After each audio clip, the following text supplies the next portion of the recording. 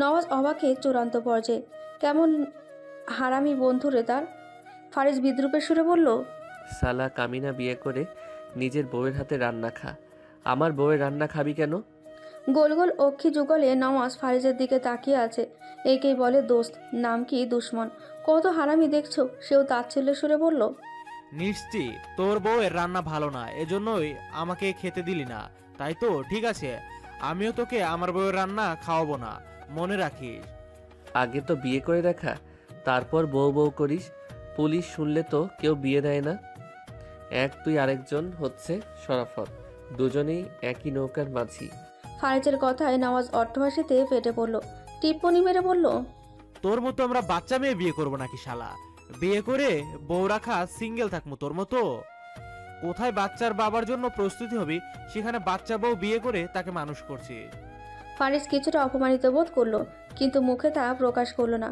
বরং মুখের কোণে তার তৃপ্তির হাসি। শুধু জবাবে দু বাক্যে বলল, আমার বউয়ের বয়স কম হতে পারে, কিন্তু সে অবুঝ নয়।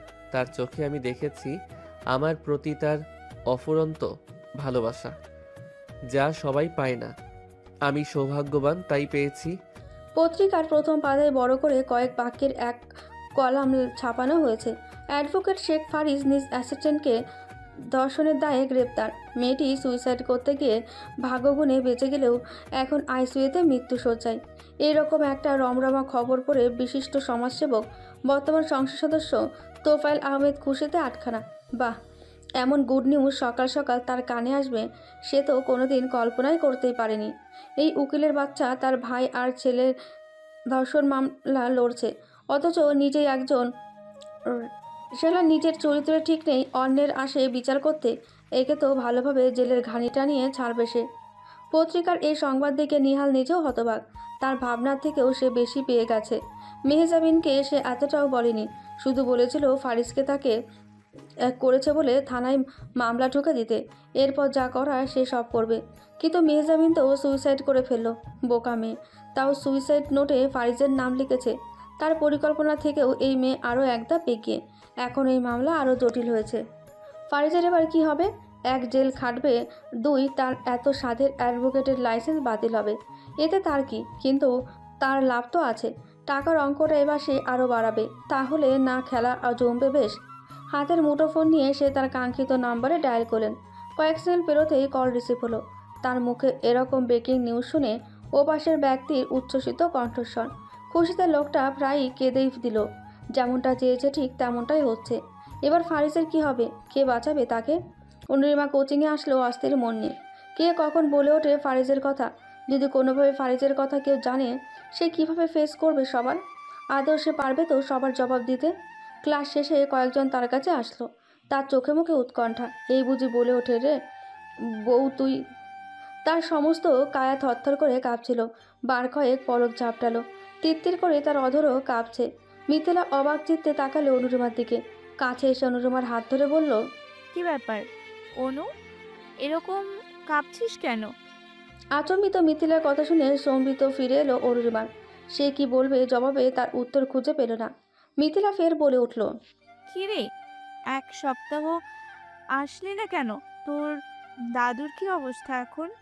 মিথিলার করা প্রশ্নে সে কিছুটা স্বস্তিবোধ করলো, কিন্তু দ্রুতই বলে উঠল, দাদু মারা গেছে।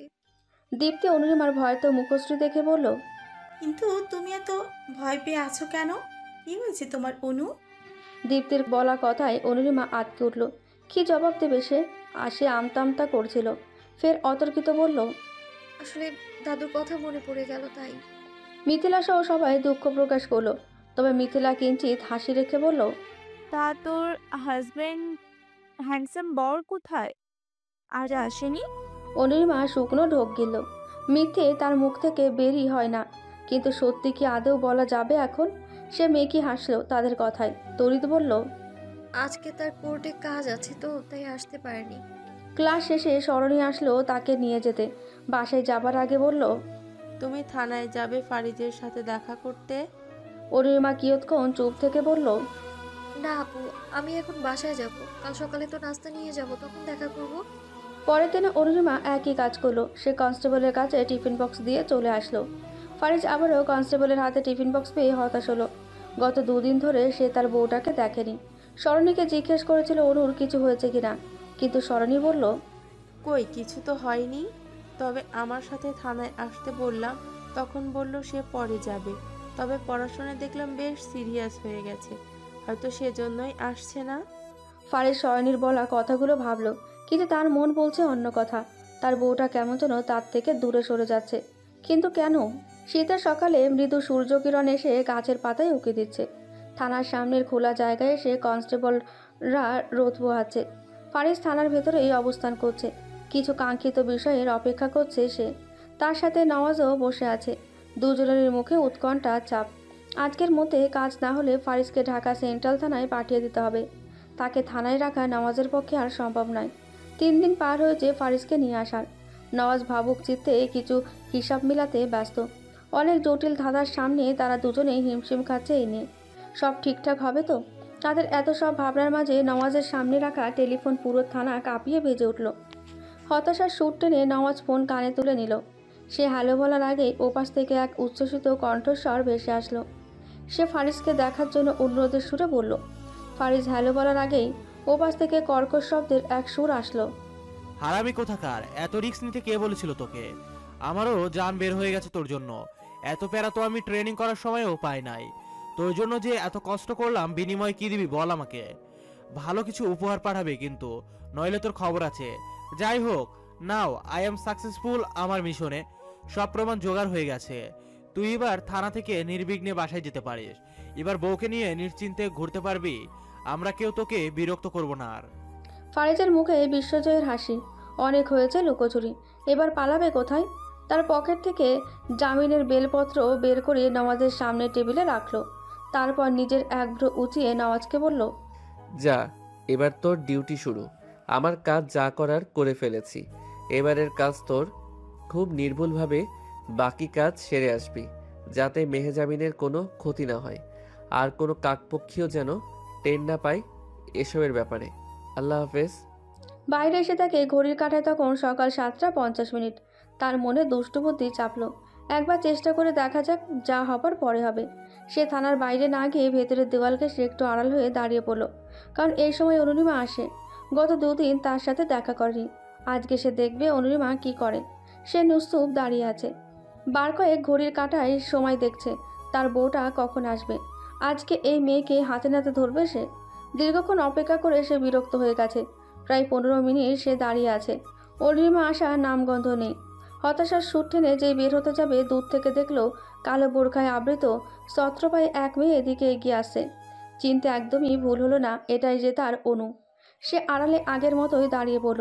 অরুণিমা গুটি গুটি পায়ে থানার সামনে এসে দাঁড়ালো। তার যে ভেতরে প্রবেশ করতে ইচ্ছে করছে না তা তো নয়, কিন্তু তার যে ফারিজের ওপর বড্ড অভিমান জন্মেছে। ফারিজের কাছে সে বরাবরই ছোট মানুষ হিসেবে বিবেচিত। সে কেন তাকে এত ছোট ভাবে? সে এতটাও ছোট নয়। সে সব বোঝে। এত বড় একটা পরিকল্পনা করলো, অথচ তার সাথে শেয়ার করলোই কি করতো? সে কি নিষেধ করতো নাকি বাধা দিত? এসব তো কিছুই করতো না, বরং সে খুশি হতো। মেহজাবিন আপু সম্পর্কে সে অনেক কিছু জানে, এমনকি দেখেছেও। সে তো এসব কারোর সাথে বলেনি, কিন্তু তার স্বামী তার থেকে সব লুকালো। কেন এমন করলো? তার স্বামী কি তাকে বিশ্বাস করে না? হয়তো করে না, বা হয়তো করে। এসব ভেবে তার বক্ষস্থল ভারী হলো বেশ। 2 চোখেও অশ্রু সিক্ত। দীর্ঘশ্বাস বেরিয়ে এলো নিজের অজান্তেই। থানার ফটকের সামনে দাঁড়িয়ে মাত্রই কনস্টেবলকে ডাকার জন্য মুখ খুলল সে। তার আগে আচমকায় তার 2 চোখ কারো হাতের শক্ত বাঁধনে বন্দী হলো। সে চিৎকার করতে গিয়েও মুখ খুলতে পারল না। তার আগে কেউ তাকে পাজা কোলে করে দেওয়ালের আড়ালে নিয়ে আসলো। হতভম্বের মতো সে পুরোই থ হয়ে গেল। যখন তাকে বন্দি করার লোকটা কে বুঝলো এই লোকের সমস্যা কি? সবসময় তাকে এভাবে ভয় দেখায় কেন? রক্তিম চোখে তাকালো সে ফারিজের দিকে। সে কিছু বলার আগে মলিন মুখে ফারিজে বলল, তুমি থানা পর্যন্ত আসতে পারো, কিন্তু 2 মিনিটের জন্য থানার ভিতরে যেতে পারো না। বলো, কি হয়েছে তোমার? আমার উপর রাগ করে আছো নাকি আমার কোনো কথায় কষ্ট পেয়েছো? অরুণিমা যেন পুরোই স্তব্ধ হয়ে গেল ফারিজের আচমনিত বলা কথায়। সে এখন কি জবাব দেবে? এভাবে শক্ত করে ধরে রাখলে সে জবাব দেবে কিভাবে? সে গলা খেকারি দিল। পুনরায় আবার দিতে গেলেই ফারিজ ভ্রুকুচকে বলল, কি ব্যাপার, এত গলা খাকারি দিচ্ছ কেন? কি হয়েছে, গলায় কোনো সমস্যা? অরুণিমা কম্পিত গলায় বলল, এভাবে চেপে ধরে রাখলে কথা বলবো কি করে? ফারিস অনুরিমার কথায় নিজের সম্ভিত ফিরে পেল। সে সত্যি অনেক শক্ত করে চেপে রেখেছিল এতক্ষণ। কিঞ্চিত দূরত্ব বাড়িয়ে তার দুহাত অনুরিমার দুগালে রাখলো। একদম চোখে চোখ রেখে কোমল গলায় বলল, কি হয়েছে তোমার অনু? সত্যি করে বলো না। আমার কোনো কথায় কি কষ্ট পেয়েছো? তোমার নীরব অভিমান যে আমাকে তিল তিল করে আঘাত করছে। দরকার হলে রাগ দেখাও আমার উপর, কথা বন্ধ করে দাও। প্রয়োজনে আমার সাথে ঝগড়া করো, আমাকে বকো, যত রকম আবদার আছে করো, কিন্তু নীরবে অভিমান করে আমার থেকে দূরে সরে যেও না। তুমি পাশে থেকেও মনে হবে তুমি আমার থেকে বহু ক্রোশ দূরে আছো। এই দূরত্ব আমি সইতে পারবো না। প্লিজ বলো না কি হয়েছে তোমার। ফারিজের আকুলতায় অনুরিমার মন দগ্ধ হয়ে যাচ্ছে, কিন্তু সে অপারগ। যে সত্যি তার উকিল সাহেব তার থেকে লুকিয়েছে সে সত্যি বলবে কিভাবে? এতে তার উকিল সাহেব লজ্জা পাবে না? সে তো তার কাছে ছোট হয়ে যাবে। তার থেকে ভালো থাক না কিছু কথা সুপ্ত অববাহিকায়। এতেই তো দুজনেরই ভালো। সে আচমকায় মুচকি হাসলো। ফারিজের গলা জড়িয়ে ধরে বলল, আপনি আমাকে কি বলেছিলেন মনে আছে? পড়াশোনায় সিরিয়াস হতে বলেছিলেন। তাই তো আমিও সিরিয়াস হচ্ছিলাম। আপনার সাথে দেখা করলে তো আর সিরিয়াস হতে পারতাম না, তাই দেখা না করেই চলে যেতাম। সত্যি বলছি, প্লিজ মন খারাপ করবেন না। আমি তো আপনাকে কষ্ট দিতে চাইনি। আপনি কষ্ট পেয়ে থাকলে তার জন্য আমি সত্যিই সরি। ফারিজ অনুরিমার কথায় আলগোছে হেসে উঠল। ললাটে তার অধর ছুঁয়ে দিল। তার অনু আজকাল মিথ্যা বলা শিখে গেছে, কিন্তু কেন এই লুকোচুরি তার সাথে? হয়তো এমন কিছু হয়েছে, নয়তো এমন কিছু জেনেছে সে। কি হতে পারে? তার ধ্যান জ্ঞানে আসলো না। সে অনুরিমার এক হাত আঁকড়ে ধরে একটা রিকশায় উঠল। অনুরিমাকে জিজ্ঞেস করলো হাসপাতালে যাবে মেহজাবিনকে দেখতে। অনুরিমার পাংশেটের মুখশ্রী মুহূর্তে উচ্ছ্বসিত হলো। সে কিঞ্চিত হাসি দিয়ে বলল, যাবো তো, কিন্তু কখন যাব? ফারিজ অনুরিমাকে নিজের বাহু ধরে শক্ত করে ধরে রেখে বলল, তোমার কোচিং শেষ হলে তারপর যাব, ঠিক আছে? অনুরিমা হ্যাঁ বলে মাথা নাড়ালো। তার মন খুশিতে প্রসন্ন হলো। সে তো চায় তার উকিল সাহেবের সব কিছুতে সঙ্গী হতে। অনুরিমার কোচিং শেষে ফারিজ এসে তাকে নিয়ে গেল হাসপাতালে, যেখানে মেহজাবিনকে একটা আইসিইউ রুমে রাখা হয়েছে। মেয়েটার শারীরিক অবস্থা ভালো না। পুরো এক পাতা ঘুমের ওষুধ মেয়েটা খেয়ে নিয়েছিল। ভাগ্যে সুপ্রসন্ন ছিল, তাই তো সময় মতো হসপিটালে নিয়ে আসায় তাকে ওষুধ কার্যকরী হওয়ার আগে চিকিৎসা করা হয়েছে। কিন্তু তাও কিছু রেশ রয়ে গেছে। সুস্থ হতে বেশ সময় লাগবে।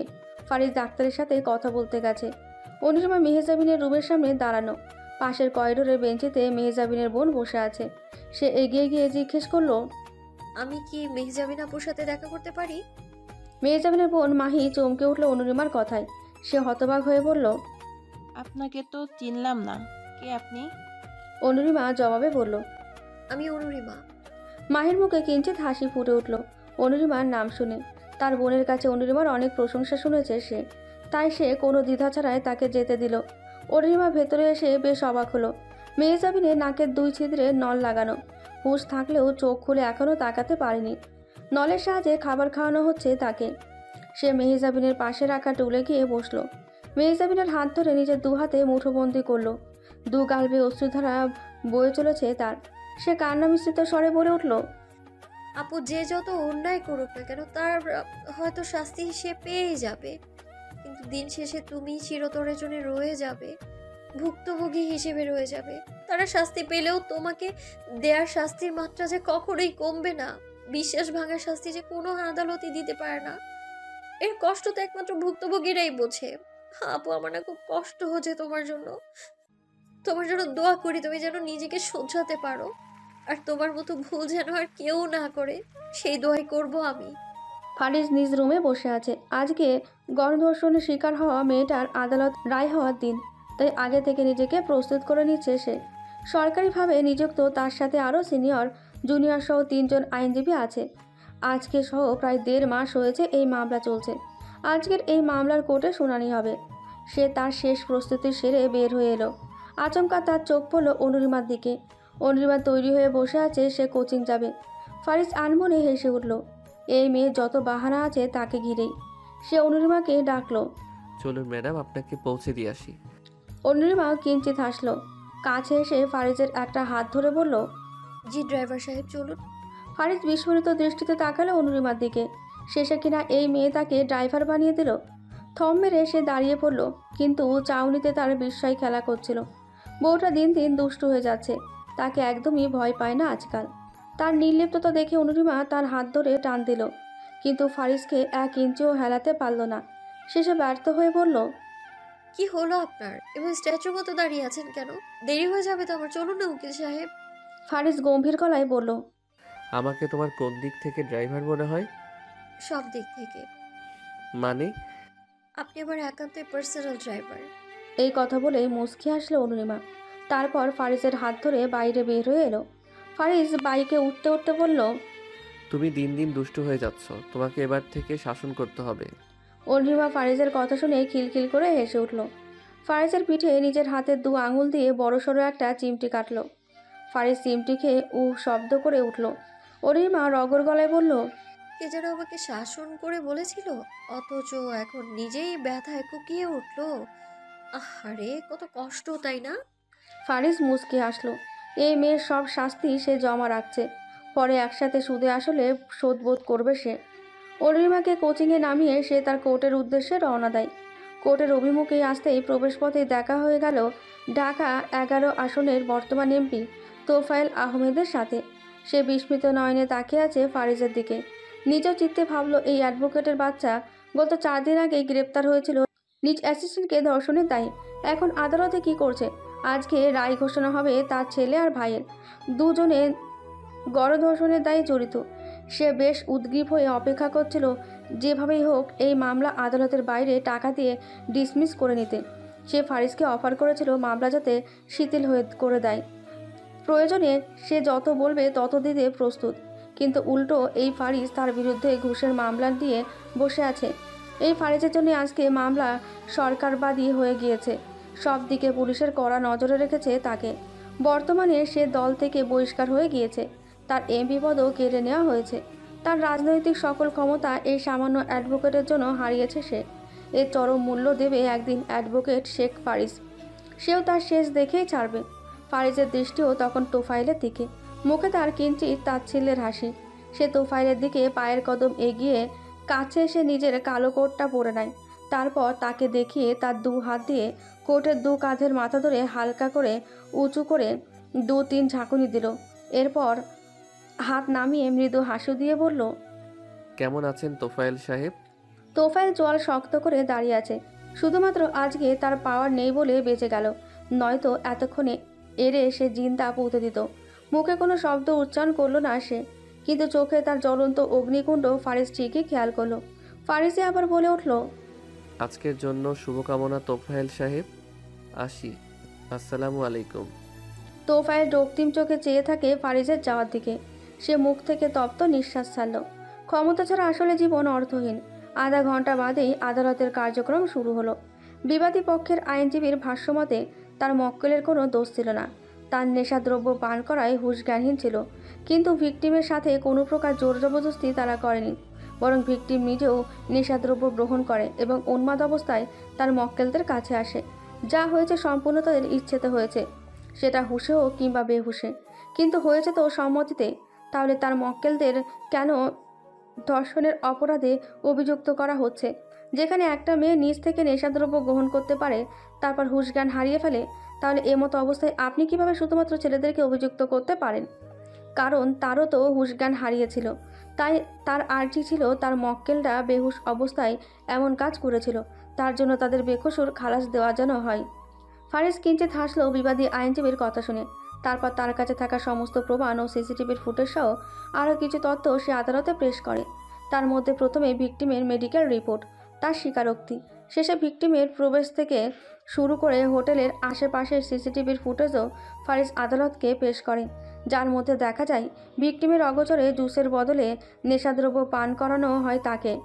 আসামিদের আগে থেকে প্রি প্ল্যান ছিল বলে জন্মদিনে খুব বেশি কাউকে ইনভাইট করেনি, শুধুমাত্র 5 জন ছেলে ও ভিকটিম মেয়ে একা ছিল। এদের মধ্যে একজনের সাথে ভিকটিমের প্রেমের সম্পর্ক ছিল। সে ভিকটিমকে মিথ্যা বলে তার জন্মদিনে সে শুধু তাকেই আসতে বলেছে, কিন্তু ভিকটিম হোটেলে প্রবেশ করার পর দেখে তার সাথে আরও 4 জন ছেলে উপস্থিত আছে। সেই জন্য চলে আসতে গেলে তাকে মিথ্যা বলে বসিয়ে রাখা হয়। পরে তাকে জুসের বদলে নেশাদ্রব্য পান করানো হয়। এতেই ভিকটিম হুঁশ হারিয়ে ফেলে। তবে মজার ব্যাপার হচ্ছে যে অপরাধ সংঘটিত হওয়ার আগেই অপরাধীদের কেউ নেশাদ্রব্য পান করেনি, বরং তারা তাদের বিকৃত কার্য সম্পাদন করার পর উল্লাসিত হয়ে নেশা করেছিল। তখন ঘড়িতে সময় ছিল রাত 2টো। এই সমস্ত আলামতই হোটেল রুম থেকে সংগ্রহ করা হয়েছে। ভিকটিমের সাথে হোটেলে আসার আগে কি কথা হয়েছে সেই ফোন কলের রেকর্ডও আদালতের সামনে পেশ করা হয়। রাত 3টের পর বিধ্বস্ত আর বেহুশ অবস্থায় ভিকটিমকে তাদের বাড়ির সামনে রেখে আসা হয়। সেই সিসিটিভির ফুটেজও এখানে আছে। হোটেল রুমে অপরাধীরা নিজেই মোবাইল ফোনে ভিডিও কল ধারণ করেছিল। সেই মোবাইল ফোনও প্রমাণস্বরূপ আদালতকে পেশ করে সে। এত সব প্রমাণ দেখে তোফায়েল থরথর করে কাঁপতে লাগলো। সে এটা ভেবে পেল না এই ফারিস শেখ এত প্রমাণ কোথায় পেল। তারা তো সিসিটিভি ফুটেজ নষ্ট করে দিয়েছিল, তাও কিভাবে সংগ্রহ করলো। তার কপালে বিন্দু বিন্দু ঘাম জমে গেল ভয়ে। তার ছেলে আর ভাইয়ের কি শাস্তি হবে যা সে ভাবতেও পারছে না। আদালত 1 ঘন্টার বিরতি ঘোষণা করলেন। এরপরে সেশনে আদালত রায় ঘোষণা করবেন। 1 ঘন্টা বিরতি পেয়ে ফারিস তার দ্বিতীয় কাজ করতে বসলো। নওয়াজকে কল দিল। সে বুঝতে পারল নওয়াজকে দেওয়া দায়িত্ব বেশ ভালোভাবে পালন করেছে সে। এবার আসল অপরাধীদের মুখোশ উন্মোচন হবে। কিন্তু তার ভয় হচ্ছে অনুরিমাকে নিয়ে। তার বউয়ের ওপর যে কোনো হামলা হতে পারে আজকে শুনানির পরে, তাই তার বউকে নিরাপদ স্থানে রাখতে হবে তাকে। 1 ঘন্টা বিরতি শেষে পুনরায় আদালতের বিচার কার্য শুরু হলো। আদালত তার লিখিত বক্তব্যের শুনানি শুরু করলেন। গণধর্ষণের অপরাধে অভিযুক্ত 5 আসামি: 1 নাজমুল সাকিব নান্নু, বয়স 20; 2 আকাশ মাহমুদ রাহুল, বয়স 21; 3 তন্ময় সাকির, বয়স 17; 4 সুমন সোহাগ, বয়স 17 এবং 5 পাপন হাসান পাপ্পু, 20। অপরাধীদের স্বীকারোক্তি এবং ভিকটিমের সাথে জোর জবরদস্তি, নেশাদ্রব্য পান করানো, মিথ্যা বলার অভিযোগ সহ মেডিকেল রিপোর্টেও ধর্ষণের আলামত পাওয়া গেছে। তাছাড়া সমস্ত তথ্য ও প্রমাণ পর্যালোচনা করে আদালত এই সিদ্ধান্তে উপনীত হয়েছে যে দ্য পেনাল কোড অফ 1860 এবং 375 ধারা অনুযায়ী নারী ও শিশু নির্যাতন দমন আইন 2000 সনের 8 নম্বর ধারায় সংশোধিত 2020 সালের 9 নম্বর উপধারা মতে গণধর্ষণ এবং তার ফলে ভিকটিমকে আহত করার কারণে অভিযুক্ত 5 আসামিকে যাবজ্জীবন সশ্রম কারাদণ্ড এবং অতিরিক্ত 1 লক্ষ টাকা আর্থিক জরিমানা সহ দণ্ডে দণ্ডিত করা হলো। সেই সাথে আদালতের রায় এখানে সমাপ্তি ঘোষণা করা হলো। ফারিস আলগোচে হেসে উঠল। অপর পাশে তোফায়েল মাথায় হাত দিয়ে বসে আছে। অভিযুক্ত 5 আসামিকে টেনে আবার কারাগারে নিয়ে যাচ্ছে। তারা কান্নায় ভেঙে পড়েছে। বাদীপক্ষে শুধু মেয়ের বাবা আর মামা ছিল। মেয়ের বাবা অপরাধীদের শাস্তি দিয়েও যেন শান্তি পেলেন না। মেয়ের যা ক্ষতি হওয়ার তা তো হয়ে গেছে। তার মেয়ে যে সমাজে মুখ দেখানোর মতো অবস্থায় নেই। তার এই কলঙ্ক কখনো কি আদৌ মুছবে? না, আদৌ তার কিছু পরিবর্তন হবে। অপরাধীরা শাস্তি পেলেও তার মেয়ের শাস্তি যে কিঞ্চিতও কমেনি। সে যে অতল অন্ধকারে ডুবে গেছে। এক গভীর অমানিসায় নিমজ্জিত তার মেয়ে। পরন্ত বিকেল, শীতের মৃদু হাওয়া এসে ফারিজের গায়ে লাগছে। কোর্ট থেকে প্রাণবন্ত এক ফুরফুরে মেজাজ নিয়ে সে বাসায় ফিরল। কিন্তু বাসায় এসে বেশ চমকালো ফারিন আর আপ্তিকে দেখে। ফারিন বেশ হন্তদন্ত হয়ে ভাইয়ের কাছে আসলো। ভাইয়া, বাড়িতে একটা বিশাল ঝামেলা হয়ে গেছে। অপ্তির জেঠুরা নাকি তাদের বাড়িতে জায়গা পাবে। তার দাদু নাকি জীবিত অবস্থায় তাদের নামে লিখে দিয়েছে। এখন আবির দিনরাত ওই বাড়িতে এসে বসে থাকে। হুজুরের বলা 40 দিনের বিধিনিষেধ তারা মানতে চাইছে না। বাবা যখন ওদের ধমকিয়েছে তখন উল্টো বাবাকে ওরা শাসিয়েছে। এটা তাদের জায়গা, বাবা কথা বলার কে? ফারিস তখন হিসাব মেলাতে ব্যস্ত। দাদু কখন কিভাবে জায়গা দিয়েছে সেটা সে দেখবে। ভাইকে নিশ্চিন্তে থাকতে বলল। অনুরিমাকে ডাকলো সে, কিন্তু অনুরিমা বোনকে পেয়ে তার কথা বেমালুম ভুলে গেছে। তার মেজাজ গেল চোটে। এই মেয়ে দেখে আজকাল জামাইয়ের কোনো কথাই শোনে না। এই কেমন বউ তার! গধূলি লগ্ন, অথচ হালকা কুয়াশায় মোড়ানো শহর। সন্ধ্যা ঘনিয়ে আসার আগেই প্রকৃতিতে শীতের মৃদু প্রভাব বিস্তার করে রেখেছে। কিন্তু যান্ত্রিক শহরে শীতের প্রকোপটা খুব একটা আঁচ করা যায় না। এই শহরের বাতাসে এত বেশি দূষণ, যার কারণে শীতে সেই ঠান্ডার প্রকোপে কাঁপাকাঁপি কেউ অনুভব করতে পারে না। তবুও আপ্তির কেন যেন ভালো লাগছে। ঢাকা শহরের মানুষের ভিড়, অজস্র গাড়ির বহর, উঁচু উঁচু দালান কোঠা, নানান রকমের বাহারি শপিং মল, রাস্তাঘাট, ফ্লাইওভার, এতদিন শুধু সে সবার মুখে মুখে শুনেছে। আজ প্রথমবার নিজের চোখে ঢাকা শহরের সৌন্দর্য অবলোকন করছে। বারান্দায় বসে ঢাকা শহরের অপার সৌন্দর্যে বিমোহিত হয়ে সব কিছু দেখে যাচ্ছে। তার কাছে সব কিছুই অপূর্ব লাগছে। অথচ তার বোন বলে এই শহর নাকি বিরক্তিকর। কই, তার কাছে তো বিরক্তি লাগছে না, তার তো বেশ ভালো লাগছে। ফারিস দরজার অভিমুখে দাঁড়ানো। আপ্তির চোখে মুখে তখন বিস্ময় আর কৌতূহল। সে প্রসন্ন চিত্তে দাঁড়িয়ে আপ্তির হাসিমাখা মুখখানা দেখছে। গ্রামের মেয়েরা মন থেকে অনেক সহজ সরল থাকে। তারা অতি সামান্য কিছুতে খুশিতে আত্মহারা হয়। তাদের চাহিদা থাকে যৎ সামান্য, যা চাইলেই পূরণ করা সম্ভব। তার মুখেও আত্মতৃপ্তির হাসি। পায়ের কদম এগিয়ে নৈশব্দে সে আপ্তির পাশে গিয়ে দাঁড়ায়। কোমল সুরে বলে ওঠে, ভালো লাগছে আপতি? আপ্তি ঘাড় ঘুরিয়ে দেখে তার পাশে ফারিস দাঁড়ানো। সে ফারিসের জবাবে তার মাথা ডানে বামে কিঞ্চিত নাড়িয়ে হ্যাঁ বলে ওঠে। জবাবে বেশি কিছু না বলেও তার চোখে মুখে ছিল ফারিসের প্রতি কৃতজ্ঞতায় মুদিত। সেও আর কিছু পুনরায় জানতে চাইল না, তবে সে একটা প্রস্তাব রাখলো আপ্তির কাছে। কাল ঘুরতে যাবে ঢাকা শহর? ফারিসের বলা কথায় চমকে উঠল আপ্তি, কিন্তু মুখস্থিতে ছিল উচ্ছ্বাসের উন্মাদনা। তবে কিয়ৎক্ষণ বাদে তার মুখের আদল পরিবর্তন হয়ে গেল। হতাশার সুর ভেসে আসলো তার কণ্ঠে। কিন্তু আপুর তো কোচিং আছে, সে কিভাবে যাবে? আর ভাইয়া আপনি কিভাবে আমাদের নিয়ে যাবেন? আর আপনার কোর্টে যেতে হবে না? ফারিস আলগোছে হাসল। আপ্তিকে জবাবে কিছু বলার আগেই দরজার সামনে থেকে রুক্ষ ভাষায় কেউ একজন বলে উঠল, কখন থেকে ডাকছি নাস্তা করার জন্য, দুজনে কি কানে তুলো দিয়ে বসে আছেন? ফারিস ঘাড় ঘুরিয়ে অনুরিমাকে এক পলক দেখল। তার বউটা আজকাল বেশ ঝাঁঝালো হয়ে যাচ্ছে। কথায় কথায় তাকে ধমকায়। বাইরের মানুষ তাকে দেখে ভয়ে থরথর করে কাঁপাকাঁপি করে, অথচ সে ঘরের বউয়ের কাছে পাত্তাই পায় না। এতটা খারাপ দিনও তার কপালে ছিল। সে বেশ ভাবুক চিত্তে দাঁড়িয়ে আছে, আর চোখে অনুরিমাকে দেখছে। আপ্তি দুজনের দিকে হাঁ হয়ে তাকিয়ে আছে। সেও এদের দুজনের মনোভাব বোঝার চেষ্টা করছে। এরা করছেটা কি? অনুরিমা সন্দিগ্ধ দৃষ্টিতে সে ফারিজের দিকে তাকিয়ে আছে।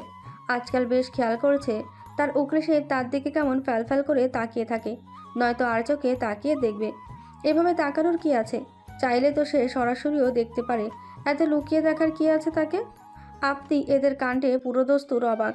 এরা কেউ কাউকে কিছু বলছে না, কিন্তু একে অপরকে ঠিকই চোখ দিয়ে গিলে খাচ্ছে। এদের এমন কাণ্ড দেখে সে বেশ কিছুক্ষণ পর গলা কাকারি দিল। অনুরিমা ফের বলে উঠল, তাড়াতাড়ি আসুন, নাস্তা ঠান্ডা হয়ে গেল, তখন কিন্তু আর খেতে ভালো লাগবে না। কথাগুলো বলে সে তার পায়ের কদম বাড়িয়ে প্রস্থান করে। অনুরিমা যেতেই ফারিস বলে ওঠে, জানো আপতি, আমার না অনেক কষ্ট। তোমার বোন আমাকে আজকাল একটু পাত্তা দেয় না, আর ভয় সে তো একদমই পায়। বাকি বাক্যের সে আর সমাপ্তি টানতে পারল না। তার আগে আচমকা তার চক্ষুদয়ে নজর পড়ে দরজার অভিমুখে দাঁড়ানো তার রণচণ্ডী বউয়ের দিকে।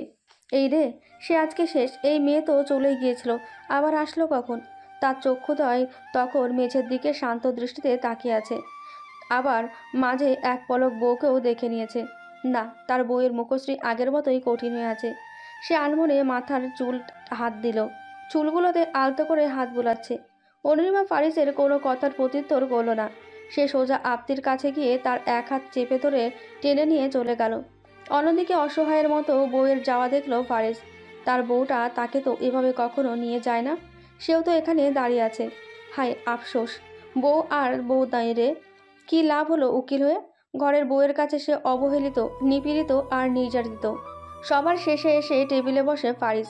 নাস্তা করার জন্য ফারিন তার পাশে বসেছে।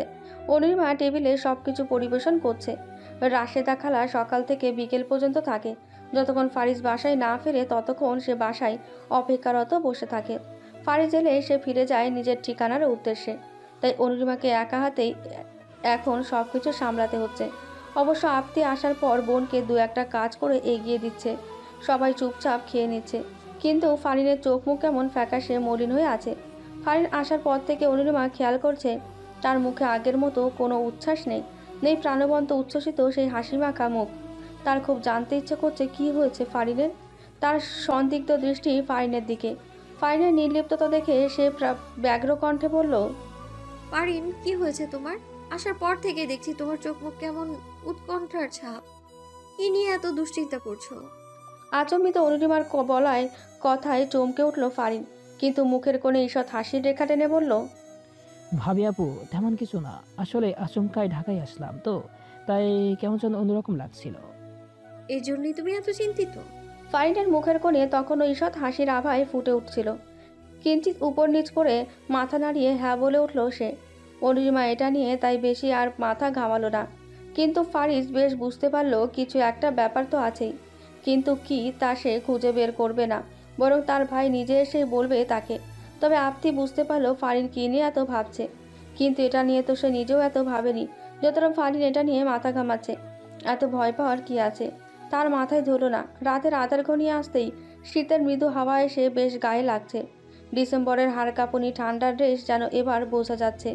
অনিমা খোলা জানলা বন্ধ করে দিয়ে ভালো করে পর্দা টেনে দিয়ে দিল, যাতে ঠান্ডা বাতাস ভেতরে প্রবেশ না করতে পারে।